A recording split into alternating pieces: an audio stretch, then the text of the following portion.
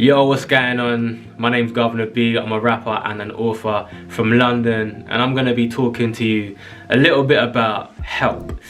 Now, in 2017, I lost my dad quite suddenly. He passed away, and I really struggled to deal with it.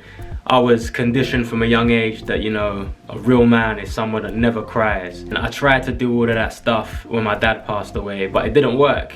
And I ended up having a bit of a breakdown. And I was crying, and after I had cried and was in floods of tears, I felt this weird kind of freedom that I hadn't really felt in a long time. And that's when I realized that actually maybe it's good to externalize some stuff. Maybe it's good to not keep everything in. It was a wake-up call, and I realized that I need help.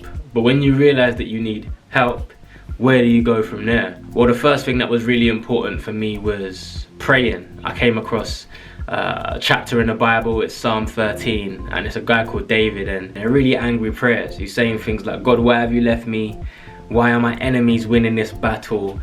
And that kind of opened my eyes, because I realized that God is big enough to deal with my real prayers, my real anger and my real doubt. So that was the start of me really praying and telling God what I was truly feeling. The second thing was I had to try and find people in my life that cared about me so that I could be vulnerable with them and practice honesty. So I started to think, who are the people in my life that have consistently been there and shown me that they love me? Even though it's a massive thing for me to be vulnerable, even though it's a huge thing for me to ask for help, I can trust these people because they care for me. And so I started to practice vulnerability and honesty with those people. The last thing that really helped me was finding perspective. I used to look at every Father's Day, every birthday that went by, and get really upset because it felt like my dad was getting further and further away. But then I thought about what I believe as a Christian, and I believe in heaven, and my dad was a Christian too, so I believe that he's in heaven. When I switch my perspective and think about it through the lens of heaven, every Father's Day that goes by, every birthday that goes by, I'm not getting further and further away at all. I'm actually getting closer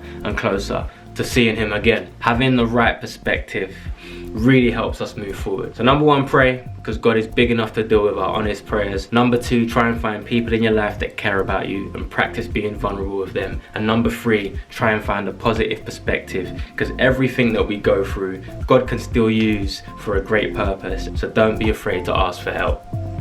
Peace.